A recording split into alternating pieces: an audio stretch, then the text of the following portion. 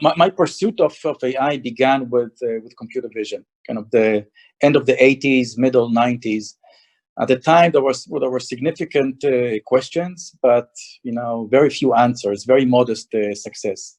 Pattern recognition, which today is experiencing a huge success, was far away from anything useful.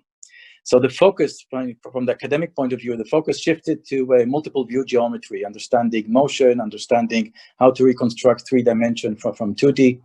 That was the focus of my doctoral studies and postdoctoral studies at MIT. And even my first startup, Cognitance, in the mid-90s, was focused on reconstructing 3D from 2D. So somewhere early in the mid-90s, a shift occurred towards data-driven methods.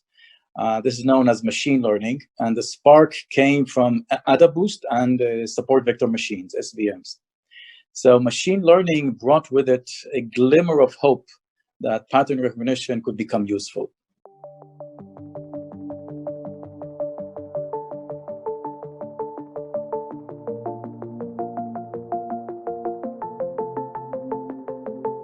Well, Intel's autonomous vehicle unit, Mobileye, is testing autonomous vehicles in what could be the toughest playground yet, New York City, dealing with that congestion. It's enough for real intelligence, and it's now the challenge for artificial intelligence and a challenge for the CEO of Mobileye. We've got CEO Amnon Shashua joining us now. This seems like if it can work in New York City, it can pretty much work anywhere. Walk us through the process and all the kinds of extra considerations in this test project. Thank you for having me.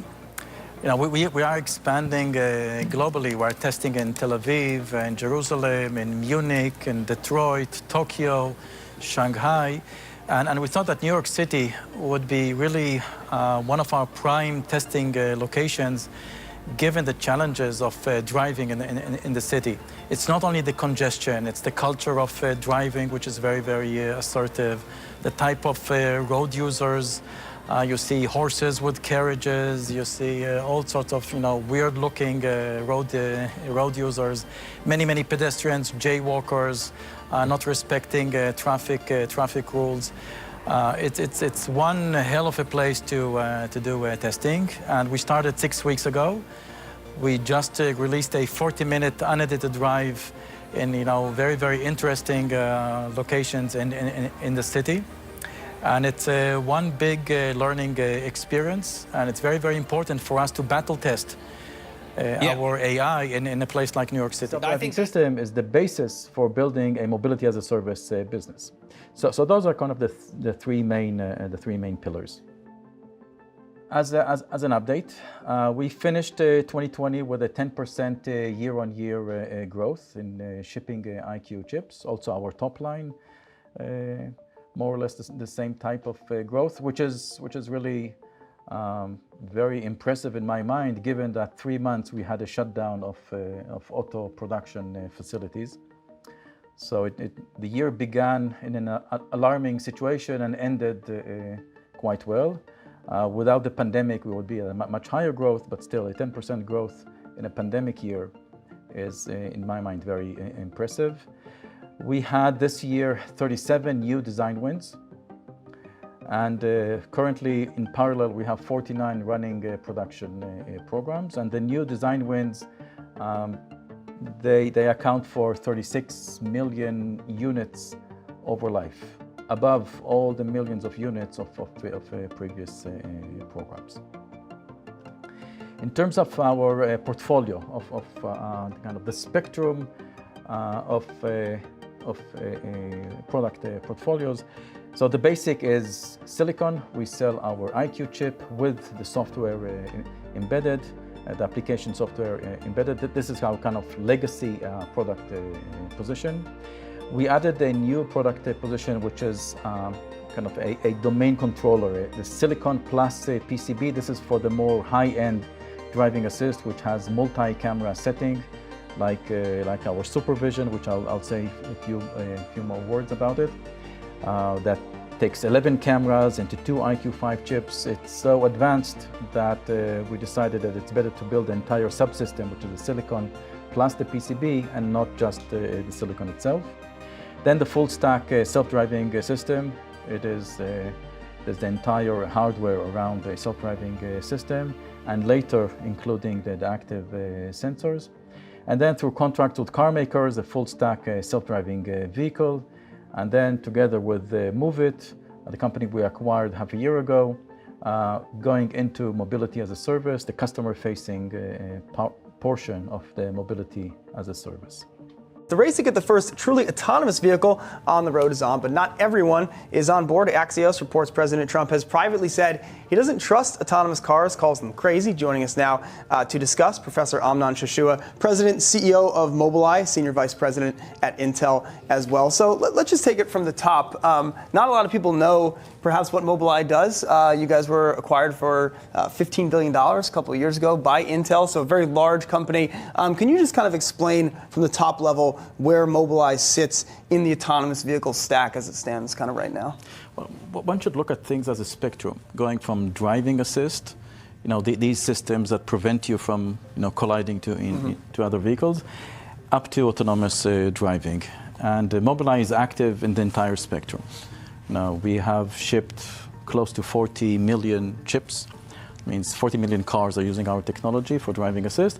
And we are on our way to commercializing mobility as a service, first with Volkswagen in Tel Aviv 2022, building a full stack self-driving system and handling the entire vertical integration to offer ride-hailing, commercial ride-hailing, self-driving. So this entire spectrum is what we do. So you guys are talking, 2.5, 3 year timeline until we're going to have people calling for a car, getting in a car that is controlled by your chips. And I think a lot of the discussion that we have is where does this go for consumers? If I'm buying a car, how close am I to having a car that's going to drive itself exclusively or for long lengths of time? And from where you guys sit, how much has changed just in the last 5 years in that space? How close are we to really mass adoption of consumers being able to get behind the wheel of a car that can really do most of the driving itself? Well, again, I'll separate the evolution of driving assist, where semi-autonomous driving is part of the evolution. And that is progressing. The ACC, Adaptive Cruise Control, is progressing to hands-free driving in limited situation. You have like the GM Super Cruise that has a camera that's monitoring the driver, and in certain situations allows you to have hands-off on certain roads. So that has its own evolution. But truly autonomous driving, what is called level 4 or level 5, I believe will come in 2 generations. The first generation will be focused only on robotaxi, only on ride-hailing, because the sensitivity for cost is not that high. You can have a system that will cost tens of thousands of dollars on top of the cost of the car and still make a ride-hailing business flourish. Once that matures and the prices can go down, that can take a decade. Then we're talking about systems of few thousands of dollars, then you can start this proliferating to passenger cars. At this time, so we're not that far off from seeing some of these cars on the road, but there's still a lot of critics out there, or skeptics, I should say. President Trump reportedly calling this whole idea crazy. And then AAA was out with a recent report saying that about 70% of U.S. drivers will be afraid to ride in a self-driving vehicle. How do you address some of these fears out there? How do you appeal to Main Street, these people that simply say that they won't get in these types of cars right now? I think the fears are in order. That means one of the biggest challenges that we have as technology providers is to build a system that will balance correctly safety versus usefulness. How do you go? Because a self-driving car should never make a decision that will cause an accident, period. Society will not tolerate anything else. So how do you balance that with being careful, with being too conservative? If you're too conservative, you'll block traffic and then it'll become useless. This delicate balance is something that requires significant transparency, significant formal modeling, and significant work with regulatory bodies in order to standardize a set of rules that will first be transparent to society, and second will enable to balance its usefulness versus safety. And this is what we have been doing for the past year and a half. My question to you, Amnon, is how do you get shared values in this world? Because we not only need shared values between men and men, women and women, But we need shared values between men and machines, women and machines in a fast, fused, and deep world. Fascinating, Tom. So now let's make it more complicated and add a technological spin to it. When you think about computers are driven by compute. And due to Moore's law, the abundance of data, the rise of machine learning and AI, compute has transformed to something much more than a tool. It affects our life deeply. And when something affects your life deeply, you need to ask about, what are the values of this thing? Because it's affecting me on a daily basis. So let me give you two examples.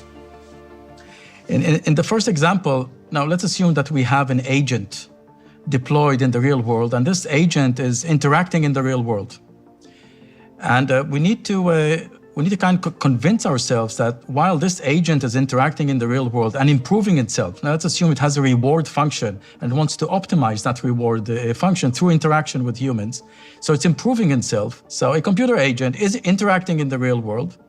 And we need to convince ourselves that this agent will converge onto a state in which it's aligned with human interests. Does this agent understand human interests? Does this agent understand human values? Because it's improving itself.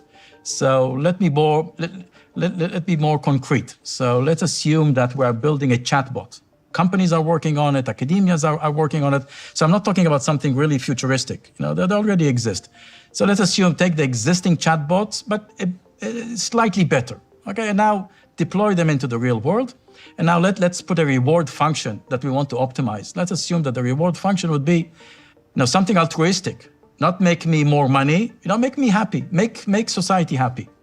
So while you're interacting with society, with people, improve yourself to make the people that you're interacting with more happy. Can't be better than that, But now, we're talking about a very sophisticated, software agent powered by AI. And this software agent at some point will figure out or can figure out that if you lower people's IQ, they tend to have less worries and maybe become more happy. Right? Now I know what I need. Now, this is something that we completely did not anticipate as engineers when we programmed this AI. And it's not something that will be evident quickly. It could take decades, until, people's IQ get lowered, because this software agent, will convince me to, why work so hard, drink beer, go have fun, Don't read. Don't need to kind of excel and so forth and so forth. And, over time, people will get dumber and dumber and dumber. And it could take decades until we understood that this AI, which had very, very good intentions, look what a catastrophe it generated. So this idea of understanding what the AI will do is very, very important, because this AI, its values are important. So I was talking to Pat Gelsinger just a couple months ago, and he seemed reluctant to spin it out, but I guess Intel's going to retain majority ownership here. What do you see as the possibilities to continue Mobileye's growth, which has been impressive during this period? I think the key message here is visibility. Now, we are at an inflection point. A lot of assets have been built during the past 4 years. It's not only that Intel invested by acquiring Mobileye. There has been lots of investments. Now, one of them is very public, the acquisition of MoveIt for close to $1 billion. We have huge investments in building active sensors like imaging radars and very specialized LiDARs, that these assets have been moved to Mobileye. So a lot has been built, and we are at an inflection point where we believe middle of 2022, where we're going to launch first our robotaxi and all the deals that we have around it, both for autonomous cars, consumer autonomous cars, premium ADAS. It's a huge growth that we have experienced, and lots and lots of value going forward. And what is missing is visibility, and this is exactly what an IPO will provide Mobileye. And this value that will be created would benefit Intel going forward, because Intel will still remain the majority shareholder of Mobileye. Connectivity and cloud connectivity is a major factor, and it comes in two varieties. One is over-the-air update, which in the future most cars would be updated just like today's smartphones are being updated. But another very, very important piece is data collected from cars about the scene, sent to the cloud, and in the cloud you go and piece together a very detailed map of the surrounding. It's much more detailed than a navigation map. And this is what Mobileye has been developing since 2016. Today we have about 10 million miles of data being delivered to us every day. And we have been mapping the world. And this gives us a huge asset going forward, both for autonomous driving, for ride hailing, but more importantly for going for premium ADAS. For a premium ADAS is something that covers 95% of the driving experience in a level 2+. And also for consumer AV going forward in 2024, you need to map the world. And Mobileye is really the only actor with this kind of crowdsourced capability of mapping the world. And we have been, we have multiple sites. We have of course, in Israel, we have in Detroit, we have in Tokyo and in China and in Paris, where our cars are being driven by those high-definition maps that we build automatically. And over the years, we have been posting clips that show really human driving capability of our cars. If we look at the coverage, we have 2.5 million kilometers of road covered in Europe. In terms of the amount of data collected in 2021, it's around 4 billion kilometers of data being collected. Today, we have about 25 million kilometers of data collected every day. So going forward to 2022, it's going to be around 10 billion kilometers of data going forward for 2022. This kind of data allows us to efficiently expand our footprint in terms of autonomous vehicle testing into many different territories. Right? We're testing in Israel, we're testing in Munich, Detroit, New York City, Tokyo, Paris. Tokyo, Paris is new. I'll show a bit of what we have. This is in Paris.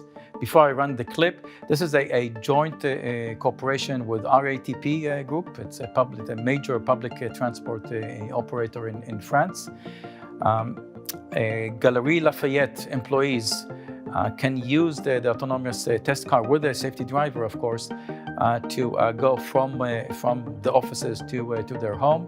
And the application, the top layer application, is powered by Moovit, which is a company that we acquired about a year ago. So let me run this clip.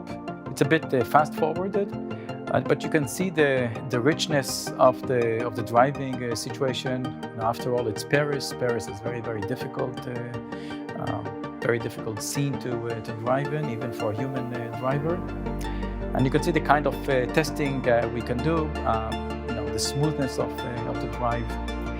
Here is another testing site in Tokyo. I'll run this clip.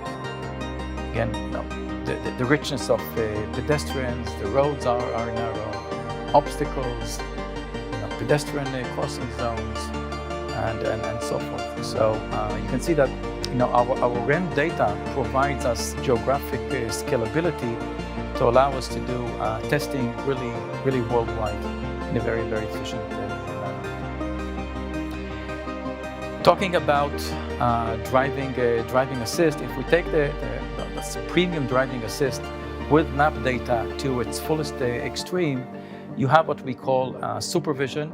The first launch is with the Zeekr, a brand of Geely. It was launched about a month and a half ago.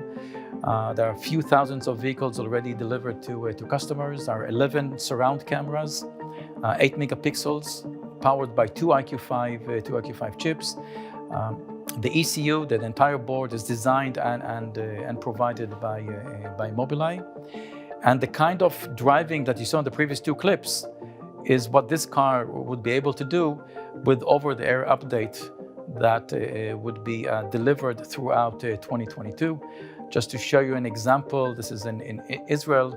We're testing the vehicle with the kind of software that will be delivered in few months in China. And you can see the traffic lights taking turns. It's all the same kind of performance that you saw in the previous two clips in Paris and in Tokyo. The Zeekr car will be able to do. So a few thousands of vehicles have been shipped, and over-the-air update during the next few months would gradually bring the capabilities of this vehicle to the navigate on pilot, point-to-point, hands-free driving, but as a level 2 system. Together with the Zeekr, we also announced just this week the first design win for consumer level 4 platform. It's going to be start of production early 2024. It's going to be powered by 6 IQ5 chips, an ECU that we also designed, and will be ready for 2024 launch. Going back to our chips, our IQ chips, we have been designing, manufacturing them for the past 16 years. We just announced 100 million chips being delivered since 2004. IQs are very, very efficient. It's a combination of hardware and software. It's purpose-built. It's a very, very low power consumption, very high performance computing, and there are 100 million cars on the road powered by IQ chips. And I'm happy to announce we have 3 new generations of next generation of IQ. In the under the hood session, I will provide more details. It's IQ6 and IQ Ultra. I'm showing here the crown jewel. IQ Ultra is an AV-on chip.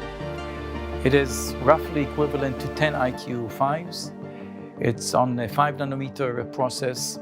There are 4 families of accelerators that Mobileye has designed over many, many years.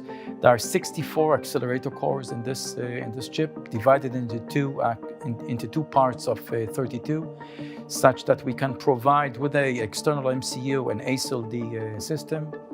There is a GPU and ISP for visualization. Power consumption is very, very light. It's way below 100 watts. It's 176 TOPS. And it's important to mention that TOPS is not everything is about TOPS. The fact that we have a very, very diverse set of cores allows us to be very, very efficient. The number of cars on the road, because the utility of each car goes up. So it's a huge transformation. So where are we standing? So first, let's look at the landscape. The landscape, if you look from the left, these are driving assists of today. These are systems in the car, mostly a front-facing camera. Sometimes you have a front-facing radar that are there in the car to intervene a fraction of a second before an accident. So the car will brake before an accident, will prevent the driver from veering from the lane or give a warning. It's called lane keeping assist.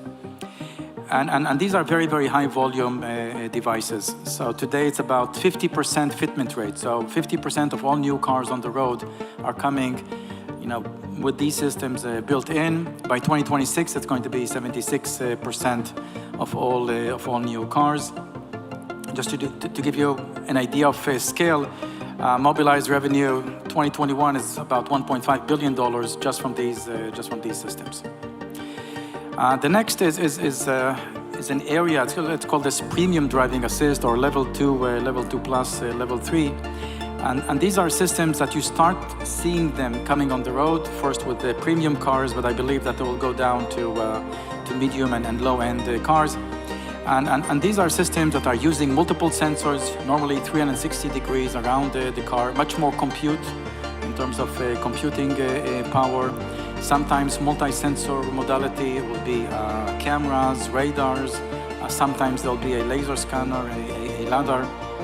The driver is still responsible, so the car is not fully autonomous driving, but allows the driver to be disengaged from the driving experience for a limited amount of times. So this is, we can say 95% of the autonomous driving experience will be launched with these kinds of premium ADAS. So this also had the potential of becoming very, very high volume in the coming years.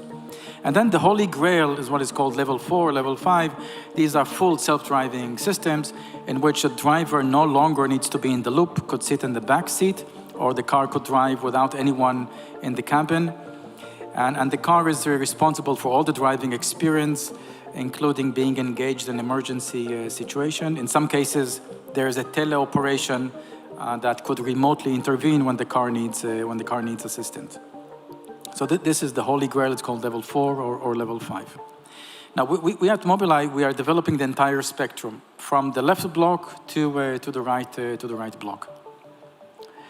So why are we developing the entire spectrum? Because when you look at the way autonomous driving will play out, it could play out in one or two ways, and they're very, very different. The first, it will play out through mobility. That means robotaxi, robo-shuttles. These are taxis without a driver, or a shuttle without a driver. So it's not owned by a consumer, it's owned by a fleet operator. It could be Uber, Lyft, transportation network company, or a public transport operator owning a fleet of such vehicles, and they provide mobility per payment, per mile payment. So this is one play, which, if you look asymptotically at this play, it means that eventually, it will start with big cities. Gradually, the number of autonomous cars providing mobility will increase in a big city. At some point, big cities or mega cities will not allow privately owned cars to drive in the city because everything is covered by those autonomous cars. Then it will grow, expand from city to city. Then those cars will be able to drive between cities. There will be less incentive for people to buy cars, and it will all be mobility and not private consumption. So this is one play in terms of autonomous driving. Another play is a consumer level. It means it's an extension of driving assist. You buy such a car, and with the press of a button, you can sit in the back seat, and the car will take you to wherever you want to go. You can intervene and drive yourself, or you can disengage. When you disengage, the robotic engine is completely responsible for the driving. Now, these two paths of playing out are very, very different. And the difference is cost and scalability. When you look at robotaxi or robo-shuttle, the cost of a system is not that critical because you have here a device that has a return on investment. For a consumer, the cost is critical. You buy a car that costs $50,000, you're not going to pay another $200,000 for the self-driving system. The cost should be very, very low. We predict that if the cost goes below $5,000, one can scale. Right? So one needs to figure out how to scale both geographically by building maps that are global, high-definition maps that are global and refreshed all the time, and bringing cost, both of compute and sensor cost, to levels below $5,000 in order to create a consumer AV. Now, Mobileye is developing both the consumer level. By 2024, 2025, we will have systems that cost much less than $5,000, a complete self-driving system, and also robotaxis that will start launching next year. Do you think it will be possible at some stage that we even can update the AI part of the camera? I think that the AI part has two parts, right? There is one, let's call it the pattern recognition. Yes. The algorithms for knowing that there's a road user, a horse, a cart, a motorcyclist, and so forth. And then there's the part that understands more and more complex surrounding. And sometimes it becomes difficult for the onboard processing to really understand in a fraction of a second what's going on there. And this is the second part of the AI, which you can do it through Swarm the cloud processing. But it remains cloud knowledge then? It's cloud knowledge. And in cloud, the beauty of the cloud is you have much more processing power. For example, in the ID4, we're talking about 2.5 kilometers of road in Europe from scratch. 2.5 million Kilometers. Yeah. So we take all this swarm data, it takes us a week, and there's no reason, with the advancement of computing, that will not take us a day. And then later it will take us, half a day. So everything that happens in the world can then be updated and streamed to cars. Are you happy with how we can work together now? But I would like to say, in terms of our relationship, we have been doing things that are very, very innovative. For example, this swarm data, Mobileye and Volkswagen were the first. We talked about 2016. It's very, very innovative. But I think there's lots more to do.